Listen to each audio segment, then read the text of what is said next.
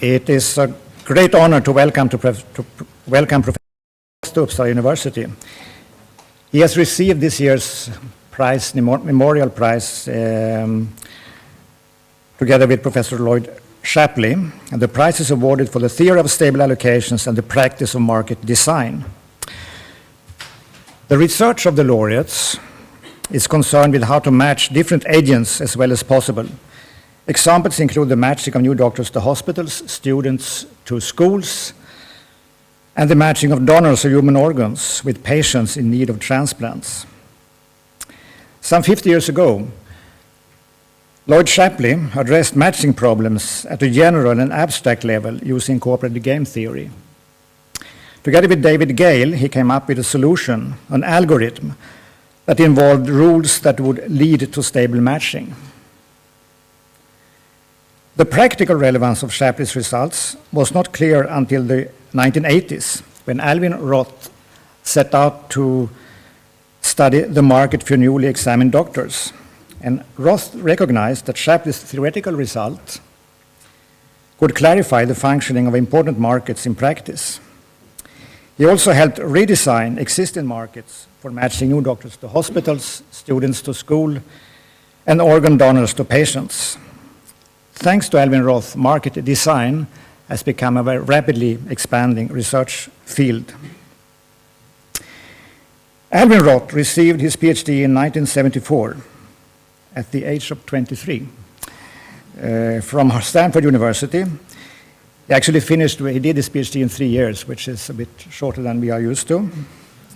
He's professor of economics and business administration at Harvard University and Harvard Business School, and he will soon become a professor of economics at Stanford University, January 1st. So, before giving the floor to Professor Roth, let me mention that there will be some time for questions directly after the talk. So please stay. So, Professor Roth, you have the floor.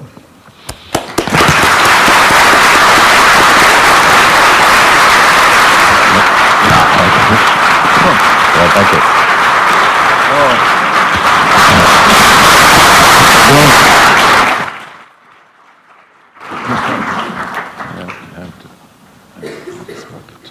I think that's still sewn up. It's a new. Thank you. Very good. Well, thank you. I'm glad to be here.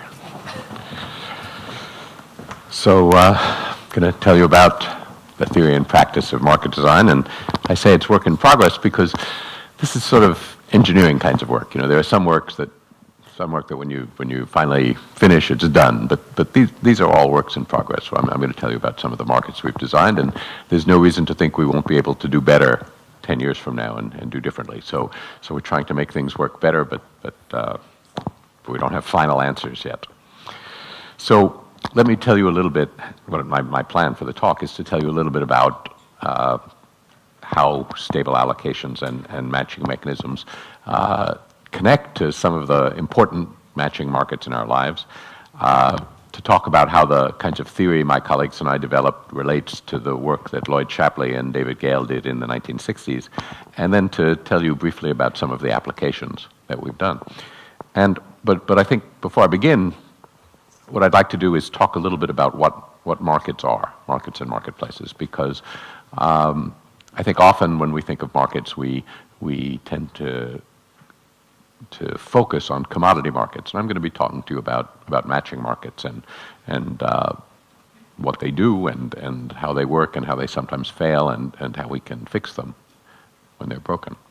So let's think about commodity markets first. So I've got a picture of a fruit market and of the New York Stock Exchange here, and it takes a while for a commodity market for commodities to be established, but shares in a company, common stock in a company, are a good example of a commodity because every unit of the shares is the same as every other unit. And so when you buy 100 shares of stock on the New York Stock Exchange, you don't have to worry about who you're buying from, right? All the shares are the same. There's not an application procedure. The seller doesn't worry about who you are and whether you'll take good care of the stock. You don't have to worry about whether he took good care of the stock when he had them. So the price does all the work. The the point of the New York Stock Exchange is to do price discovery, so that to find a price at which supply equals demand, and that's what determines who gets what. But in lots of markets, including some of the most important ones that we go through in our lives, price does not do all the work.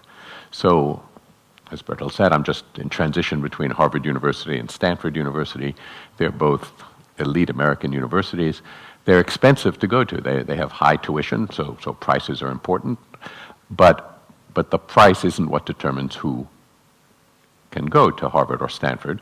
Neither university chooses its entering class by raising its price until just enough students remain who want to come. Instead, they keep the price low enough so that many students would like to come, and then they select among those who apply. They admit some of them and not others.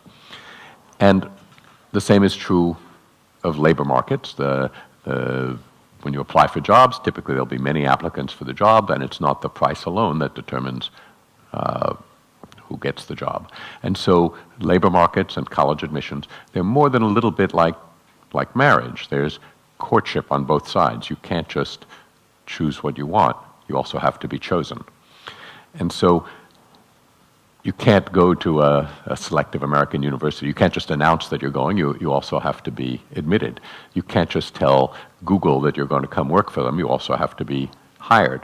But neither can Google tell you that you will come work for them. If you apply for a job at Google and they offer you a job, they still have to compete with Facebook.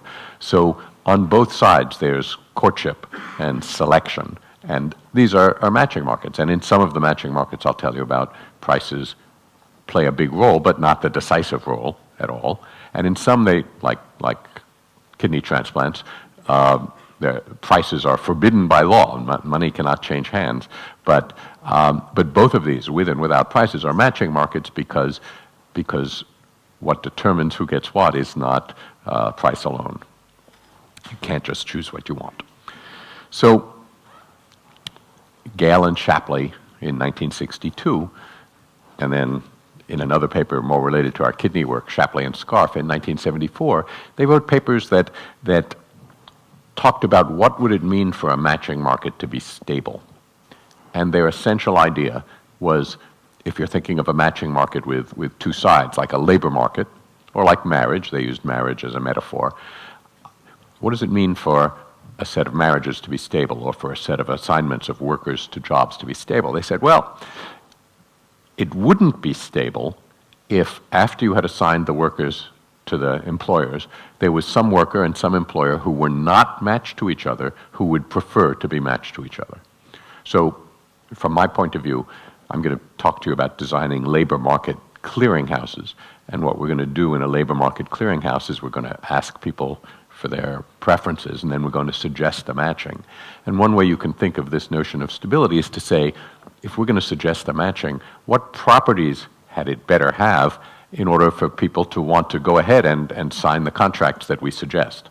And if there were a worker and a firm not matched to each other who would prefer to be matched to each other, they could look at each other and say, why should we do what the clearinghouse suggests when we could just arrange with each other that you should work for me?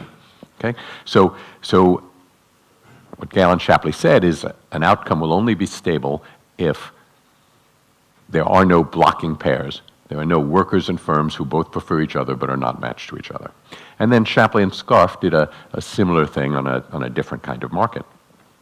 And these are the first paper is 1962, and it's caused 50 years of subsequent research that I'm going to tell you about a little bit. So let me tell you how Gale and Shapley proposed to reach a stable matching. And there's something more profound here than just an algorithm for reaching something, because I've just defined for you a stable matching. I said a matching is stable if there are no worker and firm who both prefer to be matched to each other but who aren't matched to each other. So that's a definition, but that doesn't mean that a stable matching always exists. It's not obvious that a stable matching has to exist because I haven't told you what the preferences are of the parties. It could be that if they had some preferences, then there'd be no stable matching. And indeed, one of the things that Gale and Shapley did in their original papers, they said the two-sidedness of the market is important. Now, you might think that many markets are two-sided, right? The market for stocks on the New York Stock Exchange at the end of the day is two-sided. There are some sellers and there are some buyers. But it's not two-sided in the way that I'm going to talk about today, because whether I'm a buyer or a seller of a particular stock might depend on the price. At some price, if the price is low enough, I'd be a buyer. If it's high enough, I'd be a seller. Whereas in the labor market for university professors, it's pretty clear who are the universities and who are the professors. And the wage of university professors might drop low enough that I wouldn't want to be a professor anymore, but it would never drop so low that I'd want to enter on the other side and be a university, right? So part of what makes stable matchings exist in the context that I'm about to prove to you they exist is that the market is two-sided. You can tell from the beginning who are the firms and who are the workers. And what they proposed is they said, and I'm going to tell you this algorithm as if it were a computerized algorithm to be used in a clearinghouse. So the first step that we're going to do is we're going to ask students and schools to tell us their preferences. So when we use this in school choice, when we assign students to schools in New York City or Boston or any of the American cities where my colleagues and I have helped to design school choice procedures, there's some information gathering first. Families learn about the schools. In some cities and not others, the schools learn about the students. And then they submit preferences. Here's our first choice school, our second choice, and so forth. And then the way the algorithm works is using those preference lists, each student applies to her first choice school.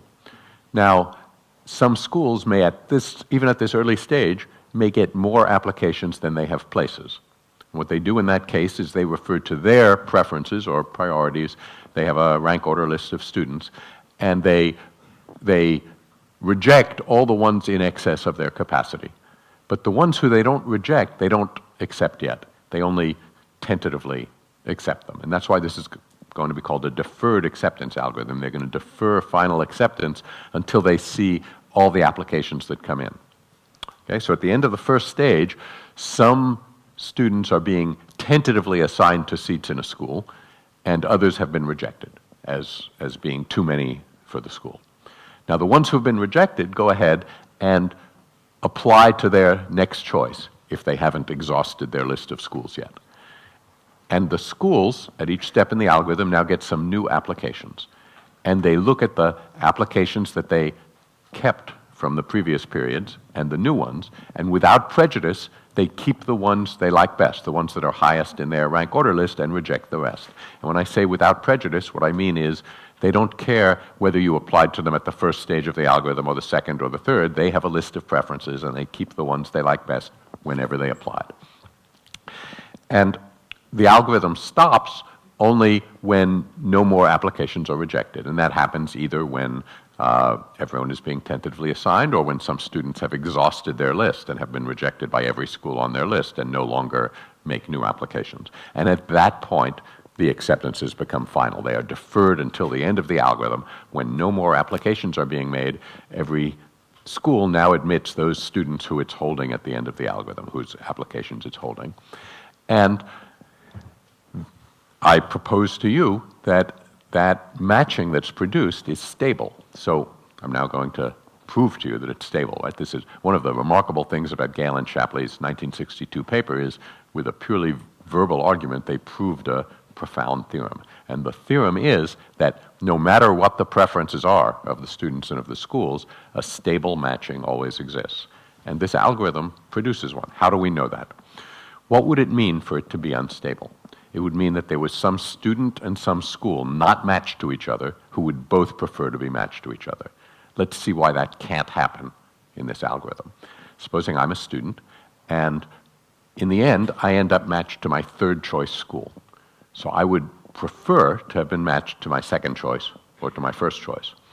To show you that the outcome is stable, I have to show you that my second choice school, neither my second choice school nor my first choice school, would prefer to have me. So what does it mean that I'm matched to my third choice at the end of the algorithm?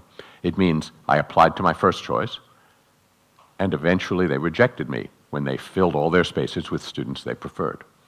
Then I applied to my second choice, and eventually they rejected me when they filled all their spaces with students they preferred. So I'm now at my third choice. I prefer them, but they don't prefer me. And therefore, the outcome is stable. Okay, so since I haven't told you what the preferences are, since I've given you an algorithm that produces a stable matching for any preferences, we now know that a stable matching must always exist. So to get a stable matching, we need to know the preferences of the students and of the schools. And in a school system, we might be able to tell the schools what their preferences are. Some American cities work that way. But we have to elicit from the students and their families what their preferences are. We have to ask them. Of course, when you ask people for their preferences, they're going to say, why do you want to know my preferences? What are you going to do with them? And depending what your answer to that question is, they might not feel safe telling you their true preferences. So when I started to study this in the 1980s, I had some papers in 1982, 20 years after Gale and Shapley's papers. One of the things I discovered is that if you're always going to produce a stable matching, then it's not going to be possible. It's going to be impossible to always guarantee everyone that it's safe to tell you their true preferences. Okay, so the issue that some people might be well advised to think carefully about what preferences they say to a school system is not an empty issue. But it is possible, and the deferred acceptance algorithm makes it possible, that if you have students applying, as I described to you in the deferred acceptance algorithm, the students are applying to the schools, in that case, it does become safe for the students to reveal their true preferences. Okay? And similarly in the other market that Shapley and Scarf studied, which I'm not really going to talk to you about today, there's a similar result. So let me try to explain why that's true and how it could easily not be true and how it was not true in many of the school choice assignment systems that we found in American cities when we started to look at them. So let me tell you a different algorithm, one that does not make it safe for families to reveal their true preferences, but that was very common in American cities for assigning schools. And what many school systems did is something that sounds very simple. They said, we're going to ask families to tell us their preferences. What's their first choice? What's their second? What's their third? Then we're going to give as many families as possible their first choice. And after we've done that, we're going to look at everyone who's still unassigned and give as many of them as possible their second choice. And then we'll give as many as possible their third choice. So that's a simple algorithm. It sounds benign, but it faces families with very tough decisions to make. And the reason is, and so let me call that algorithm an immediate acceptance algorithm. And I've written it out here in a way that allows you to see how it's different from the deferred acceptance algorithm of Gale and Shapley. This one's an immediate acceptance algorithm. And it starts the same way. We ask the students, the families, to tell us their preferences.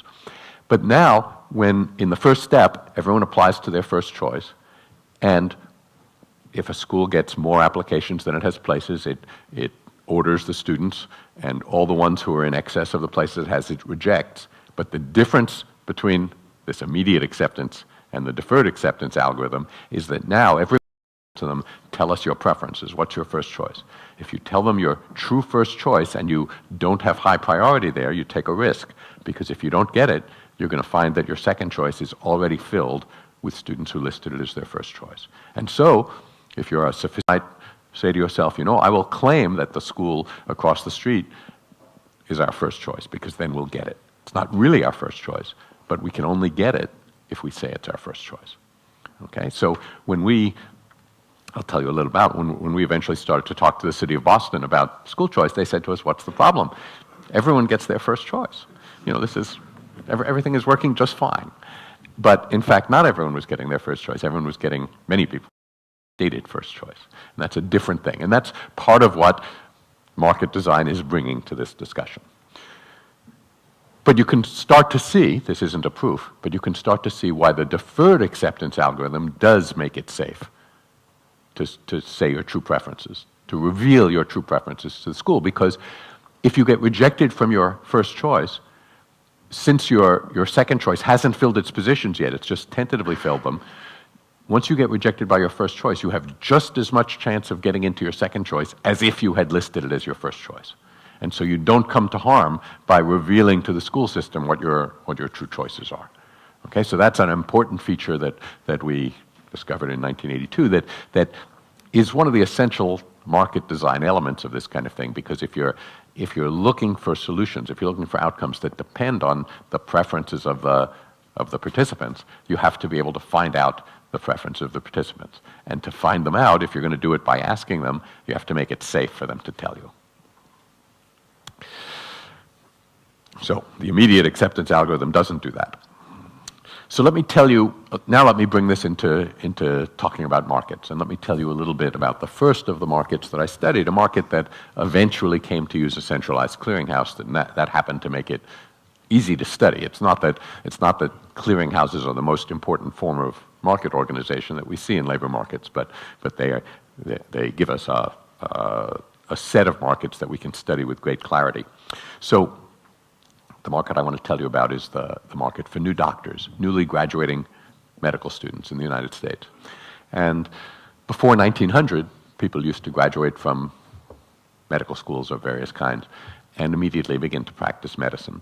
But around 1900, what started to become customary and has remained customary today is that newly graduating medical students take as their first jobs a job called an internship or a residency in a hospital where they're still under some supervision by more senior doctors. So it's still part of their education, but they also become a very important part of the labor force of American hospitals. And so around 1900, as this started to happen, the typical form of the labor market was after students graduated from medical school, which is a 4-year program, they would look for a job, and around June, around the time they graduated, they would look for and find their first jobs. But as I mentioned, these are important jobs for the hospitals. They're also very important jobs for the students. Think of going to medical school as being something like being a graduate student. It prepares you for your future career, and it has career-long consequences. If you get a good first job, you're likely to have a nicer career than otherwise. So there was a lot of competition on both sides for good students and good jobs. And by around 1930, one form that this competition had taken was that hospitals were trying to hire their students a little earlier than their competitors.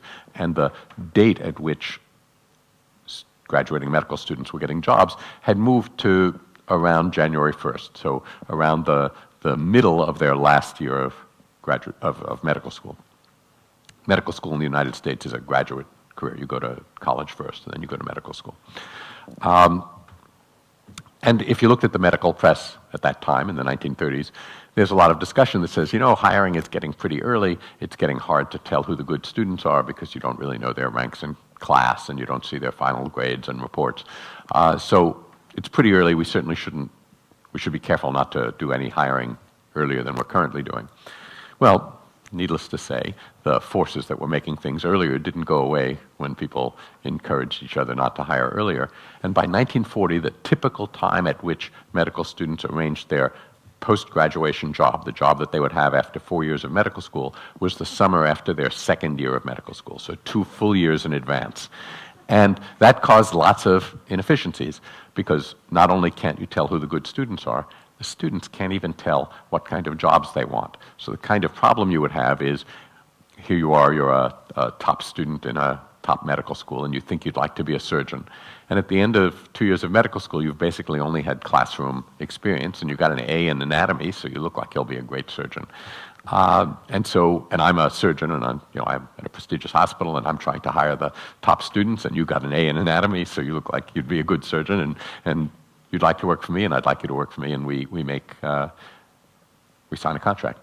And then in your 3rd year of medical school, you go out into the wards, and you discover that you faint at the sight of blood, and that probably you don't want to be a surgeon, but it's too late because all the good jobs are taken, and so it was a mess. And everyone understood it was a mess, and that inefficient matches were being made. And finally, but they couldn't control themselves from trying to hire a little earlier than their competitors. But finally, a third party, the medical schools, stepped in. So the medical schools are not the students, and they're not the hospitals. And they said, listen, this has gotten way out of hand. We're going to help you control the date of employment by not releasing any information about our students before a certain date. So no transcripts, no letters of reference, no confirmation that this person is actually a student in our school. And so it was pretty risky to hire medical students 2 years in advance, but it was impossibly risky to hire people who just said they were medical students 2 years in advance. So they successfully controlled the date, and from 1945 to 1950, as they understood they had controlled the date, they moved it back from the beginning of the third year into the middle of the fourth year, which is where they wanted it to be and where it remains. But another problem took place. So one thing that they had done is they got the market to be thick. Instead of having people making offers up to 2 years in advance and at different times so that you would only have one offer to consider it and have to say yes or no before you saw the next offer, they now had all the schools making offers at the same time. But they had a congestion problem. That is, when the market becomes thick, you have to, there are lots of people in the marketplace, and now you have to deal with all the offers that they'd like to make. So what they did in 1945 is they said, when you make an offer at the agreed date, you should leave it open for 10 days so that people have time to consider the offer. So suppose you were a graduating medical student in 1945, and at the appropriate date, you get an offer from your third choice medical school. And your second choice medical school contacts you and they say, don't make any decisions without talking to us because you're on our waiting list and you're pretty high up. So if some of the people we've made offers to reject us, we could extend you an offer. So take your time. Don't rush to take an offer you like less. So you're pretty happy. You have an offer from your third choice. You're on the waiting list of your second choice, and you have 10 days. So you wait. Of course, if everyone waits, then on the 10th day, you have an offer from your third choice. You're on the waiting list of your second choice. Their waiting list hasn't moved because everyone is waiting. So in 1945, a lot of bad things happened on the 10th day. You might accept the offer from your third choice, and then later in the day get an offer from your second choice. You might accept that too. It might take you a little while to get back to your third choice and tell them that actually you'd changed your mind when you got a better offer.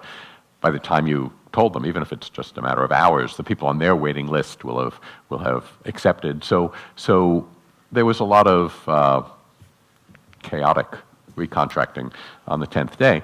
And they could see this was a problem, and so they decided to circumvent it the next year and not have a 10th day. They only said that offers should be open 8 days in 1946.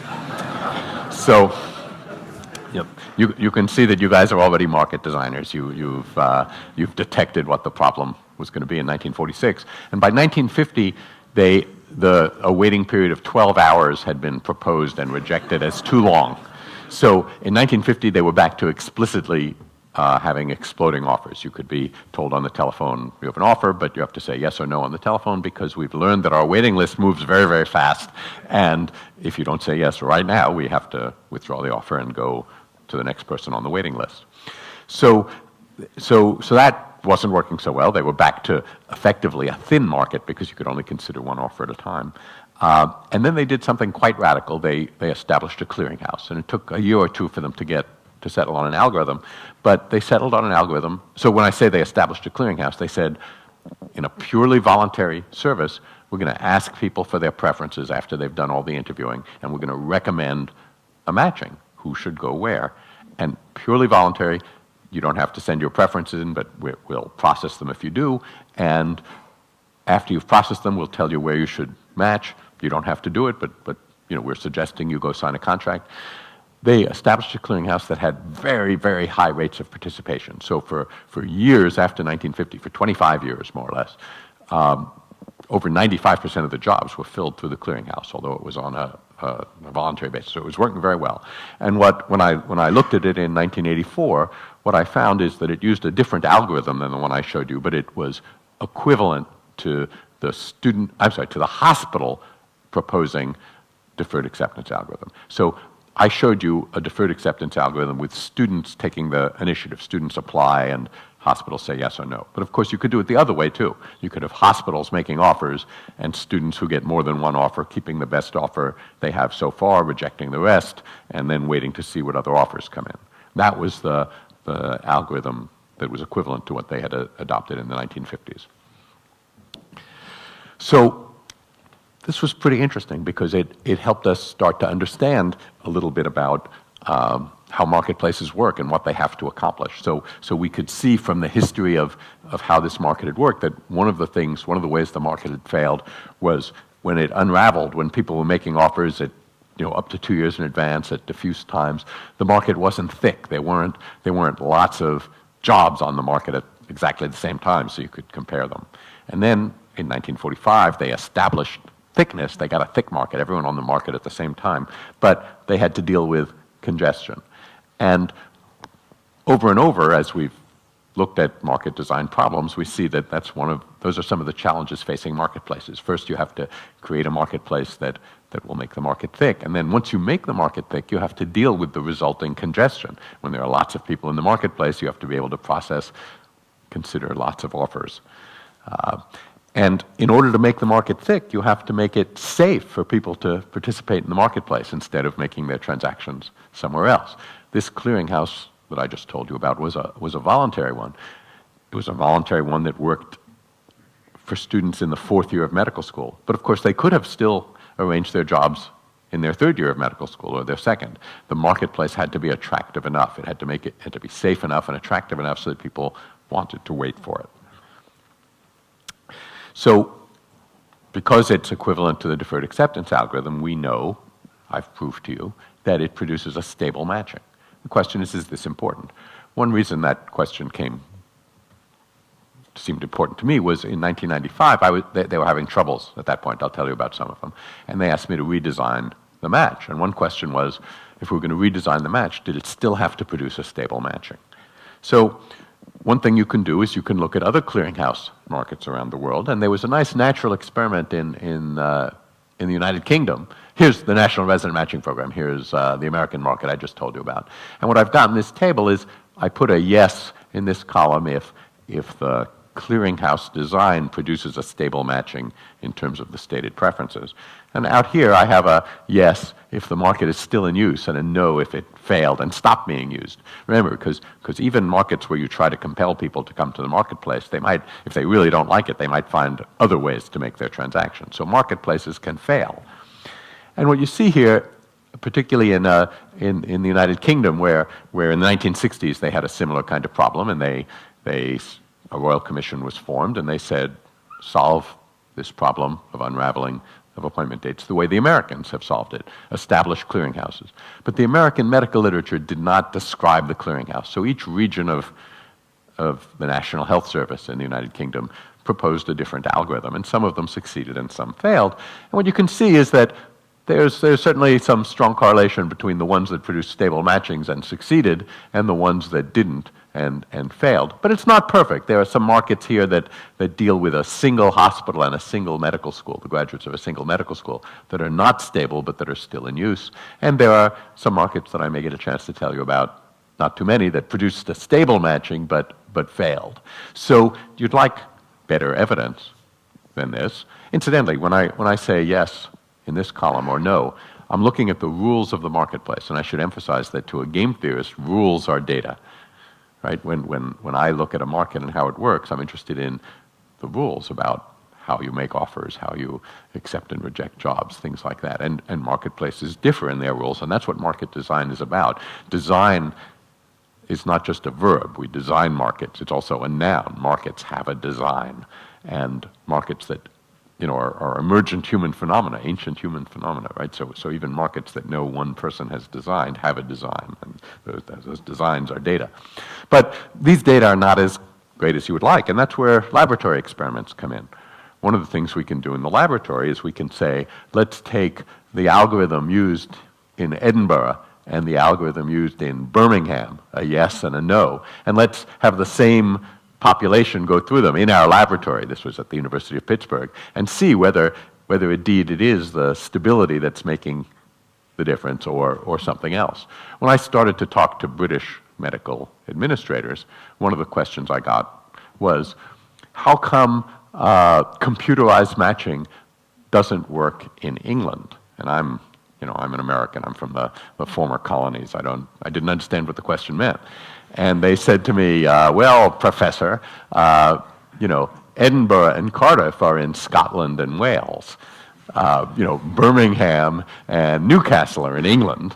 And so it turns out to be a serious question. I was proposing to them that it was this difference that mattered, whether it was stable or not. And they were saying, there are other differences between Edinburgh and Newcastle than how they organize their clearinghouse. They're different places. But in the laboratory, we can control for all those other differences and just look at the difference in the clearinghouse. So experiments have proved to be an important part of market design for helping us understand what's going on in the complicated field observations that we make. So in 1995, I was asked to redesign the market for American doctors. And there were a number of issues that had changed over the years, but one of them had to do with the growing number of married couples who needed two jobs together.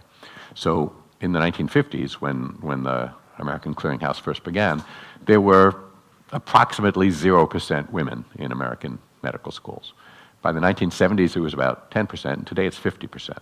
So last year, we had a little over 16,000 graduates of American medical schools, and we had 900 couples go through the match as couples, so 1,800 people. More than 10% of the new graduates of American medical schools were married to other graduates. And one of the things that two new graduates need is two jobs. And initially, the way, married couples started to appear in the marketplace in the 1970s, but they were ignored. They were treated as individuals. And they stopped going where they were assigned. Right? The married couples weren't showing up where the match suggested they show up. They were getting jobs elsewhere. And the reason for this has to do with the iron law of marriage, which is that you can't be happier than your spouse. So let's think what happens to a couple that goes through the match as individuals. Right? Suppose we get two jobs. Maybe we even get two jobs in the same city, but one is a good job and one's a bad job. Oh, we're not going to be happy there.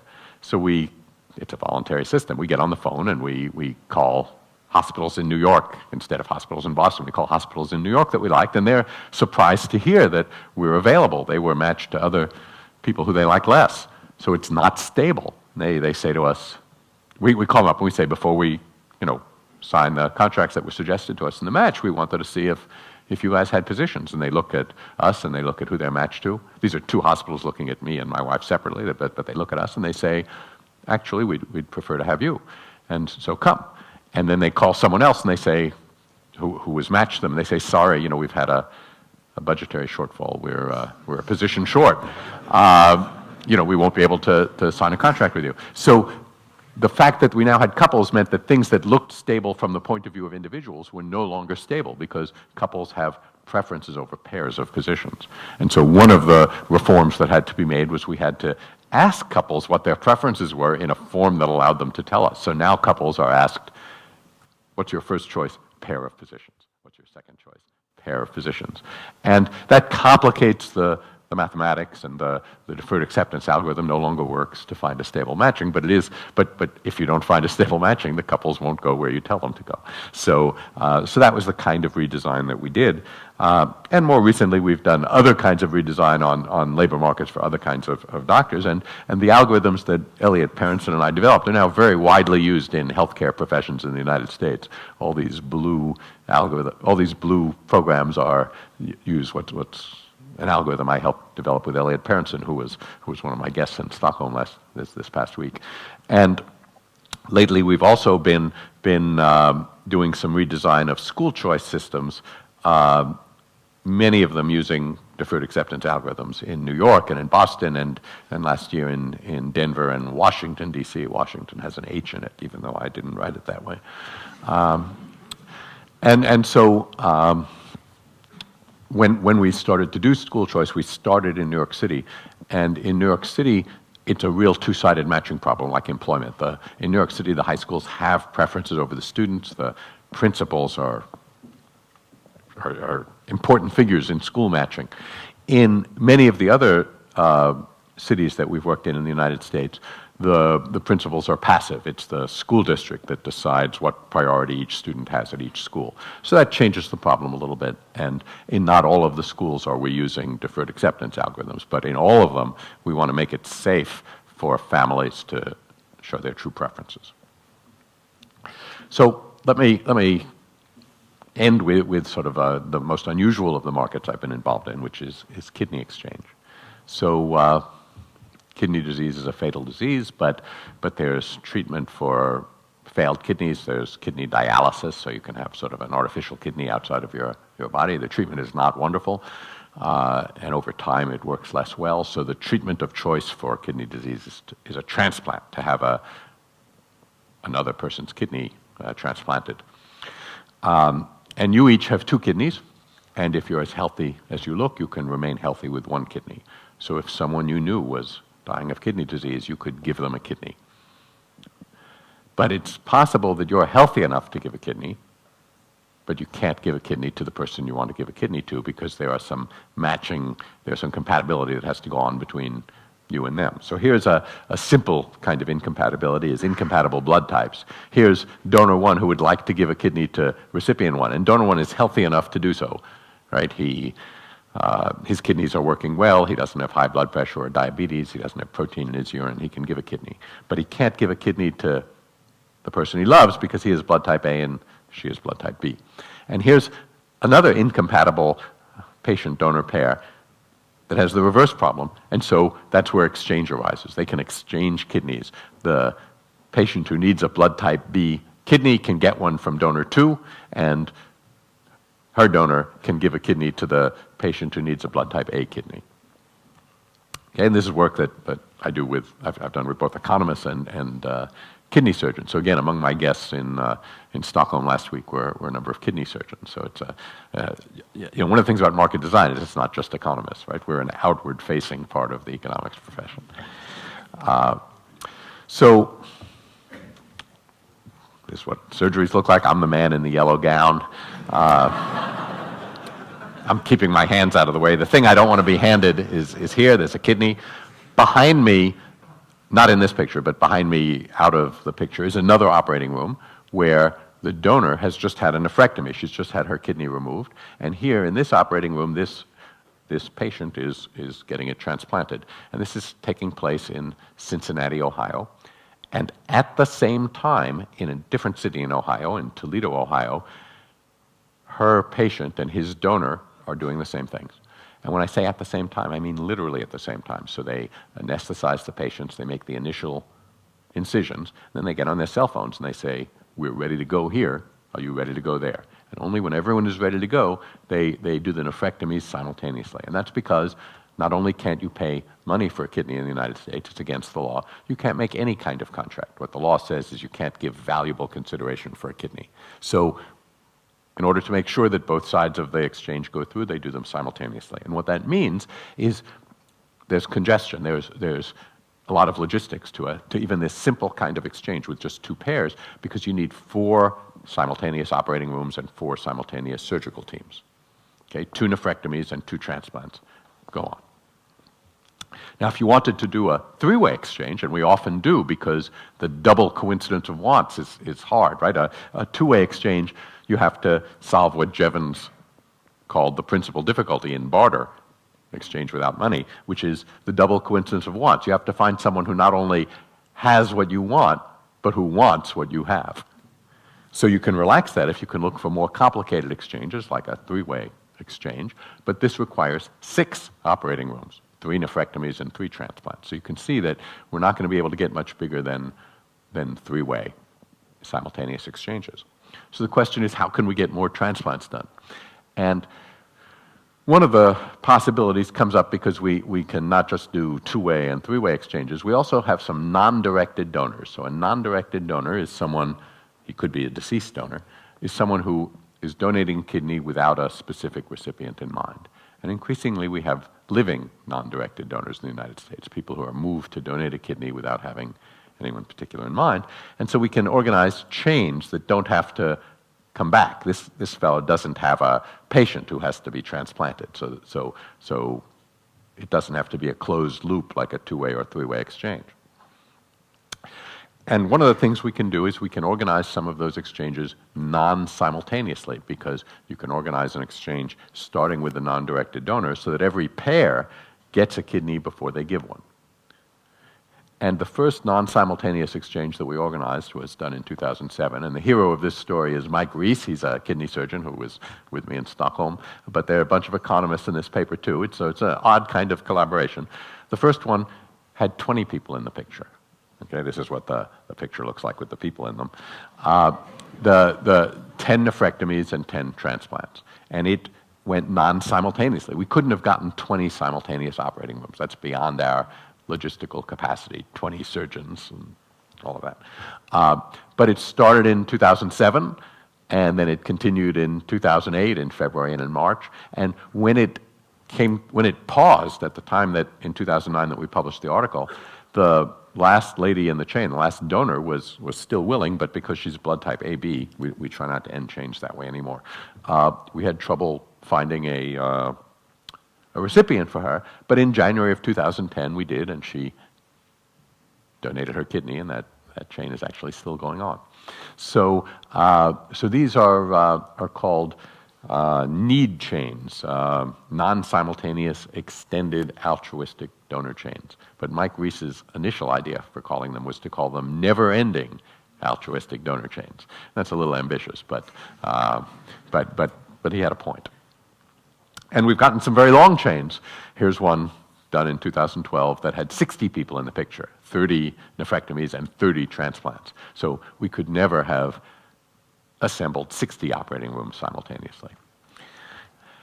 And the reason long chains are so useful is because of an economic problem that we know how to solve but haven't convinced our surgical colleagues to let us solve yet, which is that as kidney exchange has become more successful, big transplant centers are withholding their easy-to-match pairs and just showing us their hard-to-match pairs. And that means the compatibility graph, who can take a kidney from whom, gets very sparse. So here you see there are some low-sensitized people. They can take lots of kidneys. They're in blue. But the cycles only involve the low-sensitized people. There are a lot of high-sensitized people, people who've had a previous kidney transplant or who've had a lot of blood transfusions, who have a lot of antibodies to human proteins, and they can only take very few kidneys. So just incidentally, to tell you how that works, the unconditional probability that one of you can take my kidney, if I didn't know my blood type, is a little over 50%. The probability that my wife can take my kidney is only about 30%. And that's because my wife and I are parents. And in the course of childbirth, her immune system may have become exposed to some of the proteins that our boys inherit from me. And if she developed antibodies to those proteins, then her immune system would be poised to attack my kidney if it were to show up. So she might be sensitized to my proteins and unable to take them. If she had been ill for a long time, as many kidney patients are, she might have developed a lot of sensitivities and be able to take very few kidneys. So the way the compatibility graph looks, think of this as being made of all each node is a patient and a donor, and there's an arrow from one node to another if the donor in that pair can give to the patient in the other pair. So let me show you what the graph looks like a little more clearly. Think of picking up these blue nodes in your hand and shaking them. What you get is this jellyfish, and there's a group of tightly connected nodes at the top, and then there are these chains. The reason you have chains is if it's hard, if everyone is highly sensitized, if a lot of people are highly sensitized, it's just rare to find a kidney they can take. So if you can take our kidney, the chance that we can take your kidney is very small. But if the pool is big enough, you can give a kidney to someone, and they can give a kidney to someone, and they can give a kidney to someone. That's what forms these chains. And so when we get a non-directed donor, like in this one, what we're doing is we're plugging into one of these chains and then transplanting all along it and getting a lot of transplants. So that's where these long chains are coming from. So economists, when they look, and there are 90,000 people waiting for deceased donor kidneys in the United States, and they're hard to transplant, one of the questions we can ask is, when you see a long queue, people queued up outside a bakery or something, you say the prices must not be right. If they charged more for bread, they wouldn't have a long line in front of their bakery, and they'd have enough bread. So one question is, maybe we should be charging for kidneys. Right now, the only legal price for a kidney is $0 in the United States. That's true, incidentally, in Sweden as well. It's true throughout most of Europe. The only country where there's an explicitly legal market for kidneys is the Islamic Republic of Iran. So in most of the world, buying and selling kidneys is illegal, but of course we can think about whether it would be a good idea to change those laws. The law that makes it illegal in the United States is a 1984 law. And some people think it would be a good idea to change these things, and some people think it would be that not only is it a bad idea, but it's the kind of bad idea that only bad people have, a really bad idea. And so this is the kind of thing that economists have to better understand. In other words, when you're thinking about market design, you're thinking about helping markets work better, and a big part of that, one of the constraints that markets operate under, is our ideas about how markets should work and what their proper function should be. And that's something that I've found quite fascinating. I could give a different talk about that. I won't tell you about it today. But I think we as economists and social scientists would do well to understand better this kind of division of opinion about what's the proper scope of markets and what things would we like to have bought and sold and what things not. So let me sort of wrap up a little bit and say that I've talked to you about markets with centralized clearinghouses. That's not because that's the most common form of market design we see in the world, but because it was the easiest place to begin studying what markets did and how they were designed. But of course, decentralized markets, the kind of job markets you'll go into when you graduate from college or graduate school, these are the most common kinds of markets. They have a wide variety of design where we're starting to understand those things better and to work in them. I have students and colleagues who have studied dating sites, for instance, so we come full circle and we come back to marriage. And these are important things, and matching markets are some of the most important markets that we go through. They determine where we go to school, what jobs we get, who we marry. So economics and markets are about a lot more than commodity markets, where the price determines who gets what. And some of you may have noticed that we recently came through an election in the United States. One of the things that I notice every time there's an election is our politicians have sort of simple ways of talking about markets, a little bit too simple. One of our parties thinks of free markets as being markets without any rules at all. Another of our parties thinks of regulation as something that can make markets do whatever you would like them to do.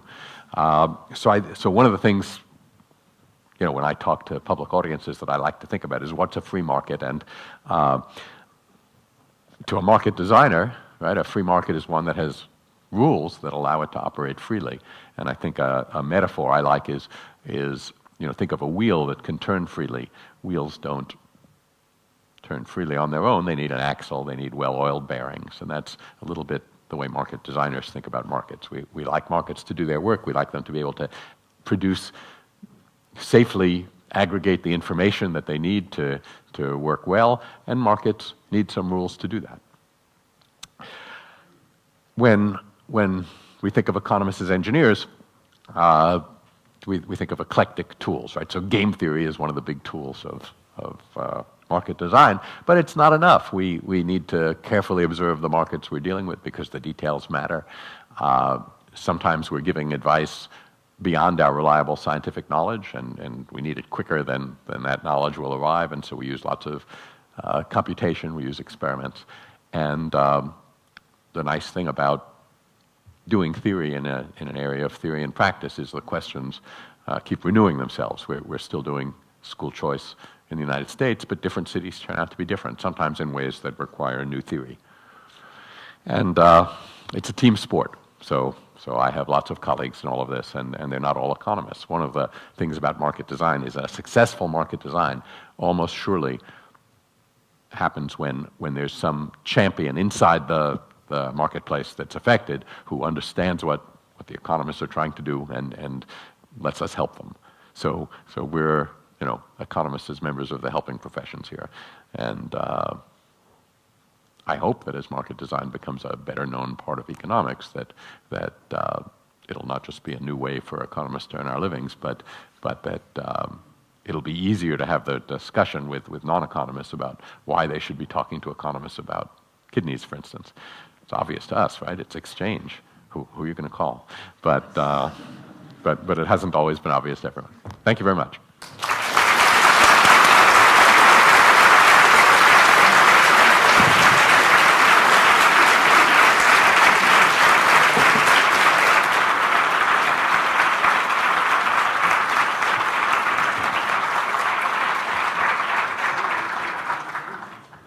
Thank you very much indeed. Great talk. We have time for questions. Feel free to raise any questions that you may have. I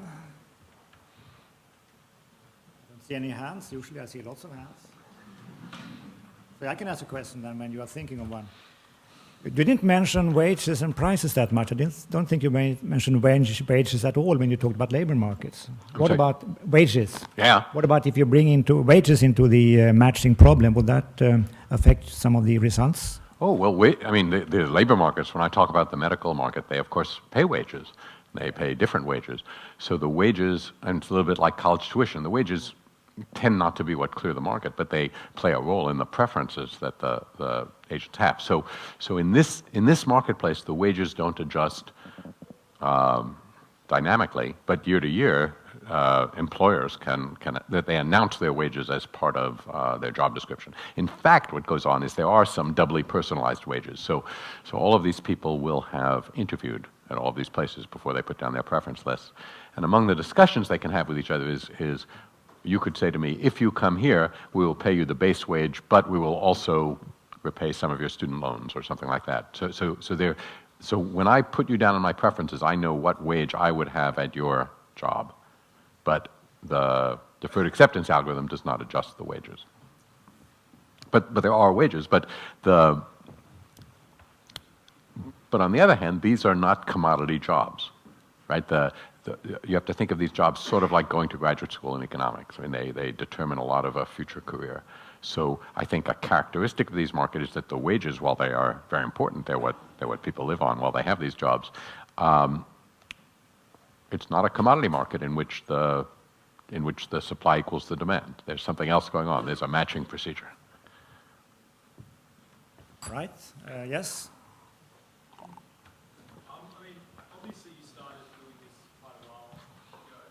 I'm just interested in talking about the difference between practitioners and academics. Where most of the learning and progression has come from for you? I mean, how long does it take to come up with these algorithms? And are you using the same type or just tweaking and researching? Well, so that's a good question.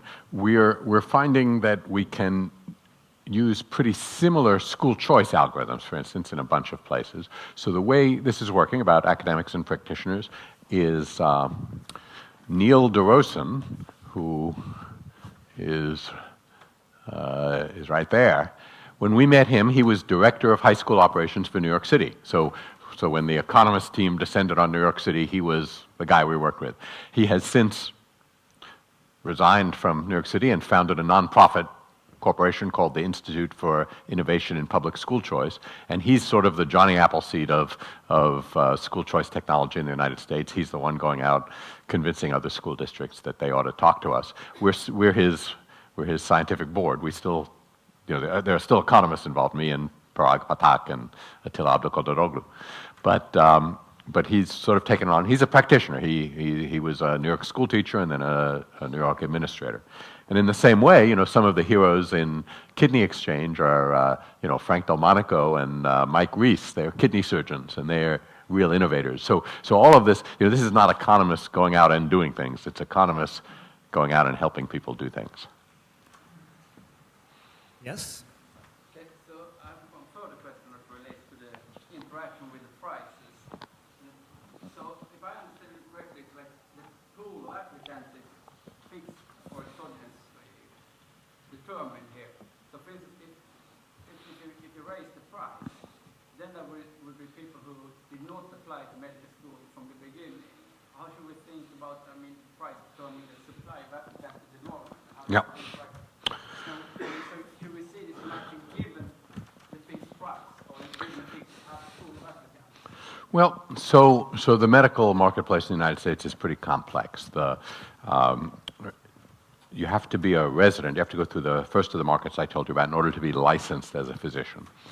Then so for instance, you might become licensed as a physician and do your initial residency in internal medicine, and you're now an internist.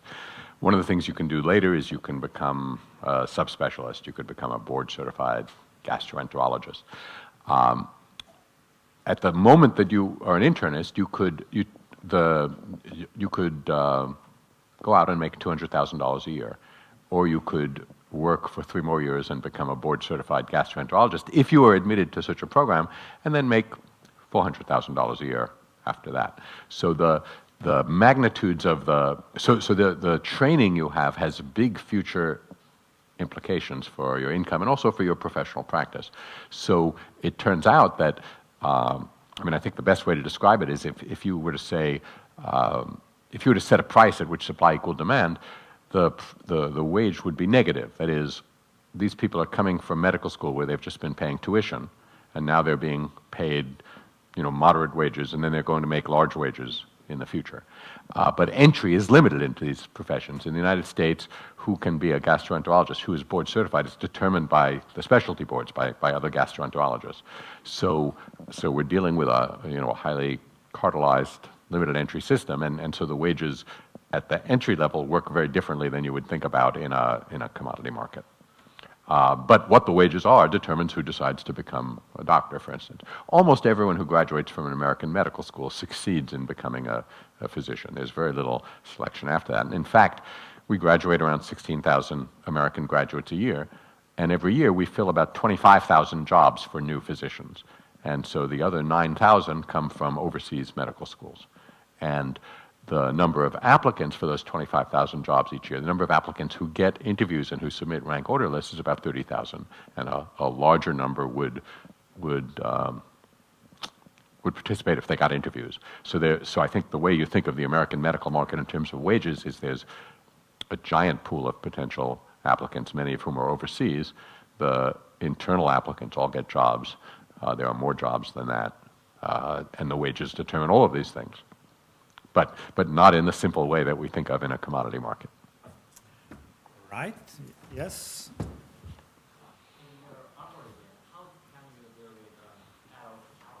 How can I deal with? I didn't understand. Oh, Arrow's impossibility theorem. Well, Arrow's impossibility theorem is impossible. You know, it's impossibility. But But Arrow's impossibility theorem says that you cannot have a general social choice function that has good properties. But we have a two-sided matching market here, so we don't have the full domain of preferences, right? People on one side of the market have preferences only over the other side, and vice versa. So we're not in the domain of Arrow's general possibility theorem. Think also of the Gibbard-Satterthwaite theorem, which is related to Arrow's theorem through the question of is it safe to reveal your true information. Again, we don't have I mean, I showed you a more restrictive impossibility theorem for stable matching mechanisms, but there's also a possibility theorem here which says for one side of the market it's possible to have a dominant strategy incentive compatible mechanism. So with impossibility theorems, the broad scope makes for a weaker theorem. You can't have good social choice mechanisms that work on very wide domains, but we're working on a restricted domain. I saw more hands, right?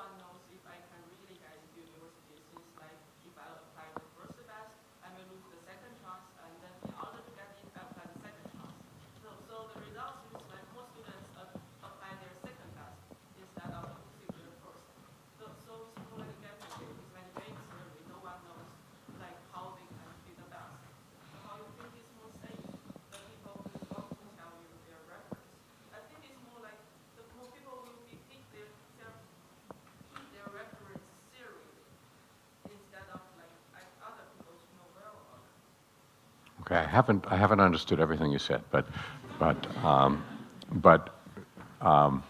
the deferred acceptance algorithm makes it safe to reveal preference. The immediate acceptance algorithm does not. So in Boston, for instance, when we look at the old data, the data from when they used the immediate acceptance algorithm, we see what I think you're referring to, which is that because you're engaged in a high-stakes gamble, it wasn't safe to reveal preferences.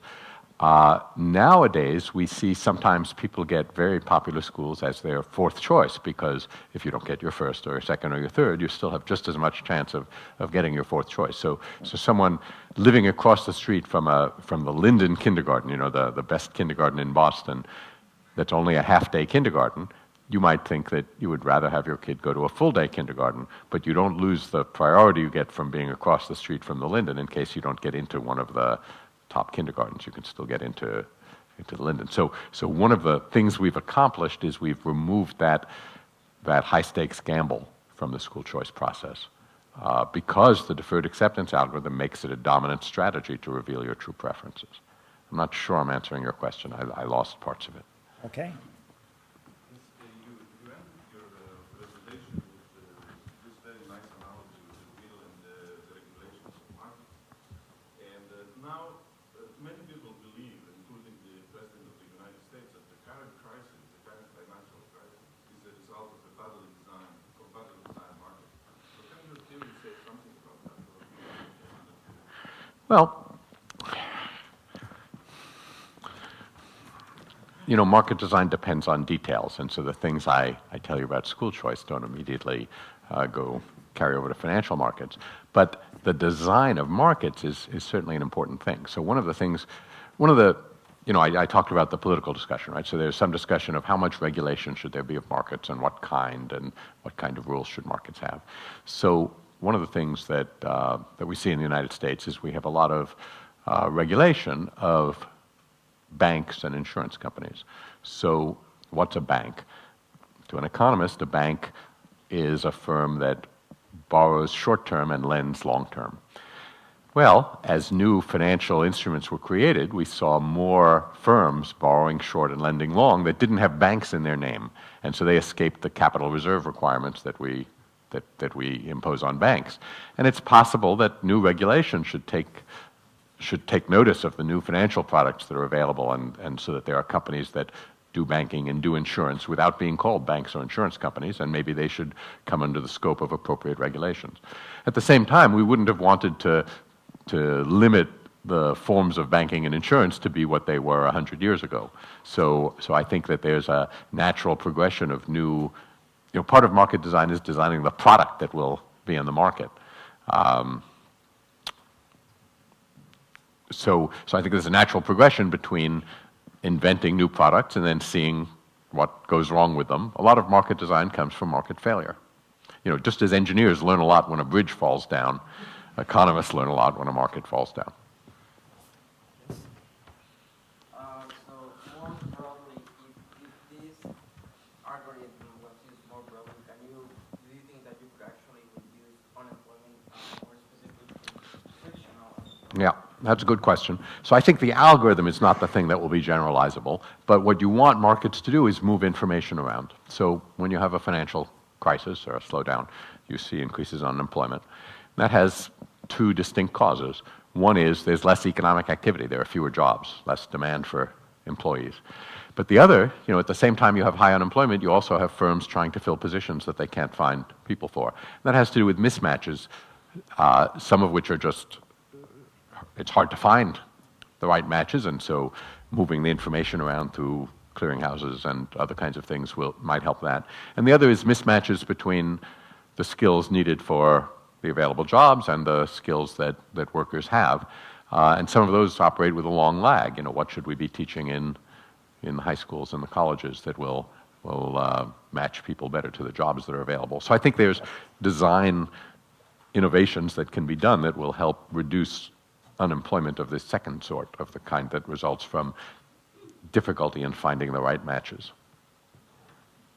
Final question, I take that. Do you have a view on the case for or against allowing market pricing of human organs?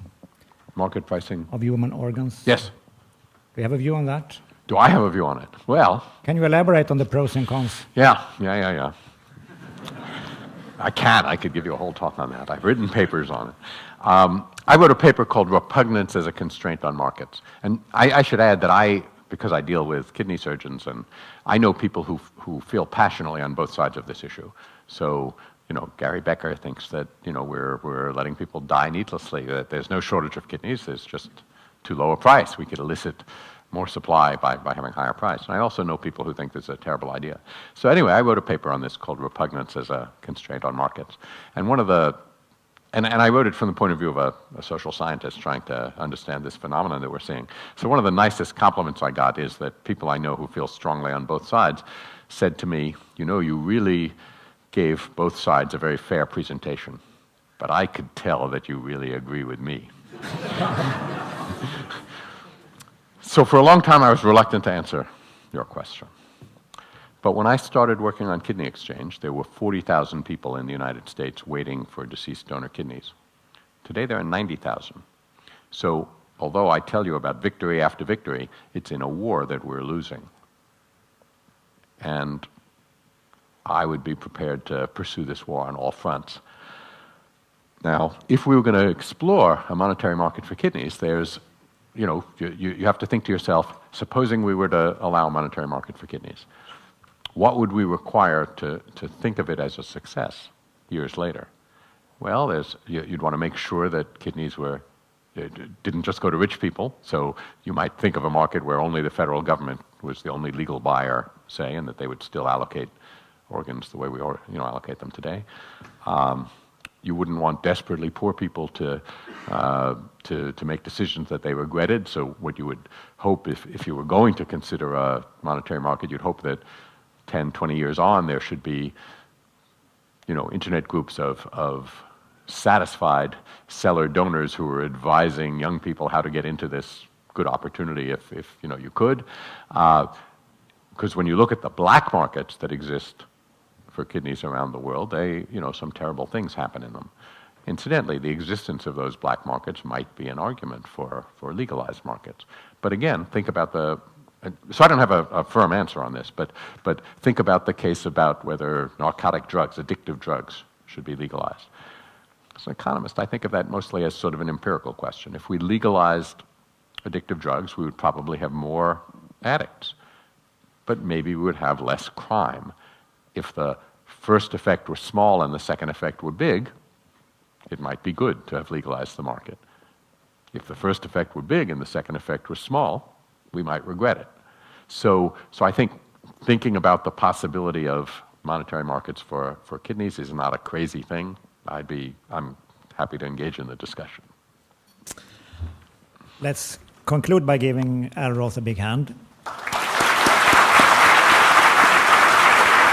Thank you.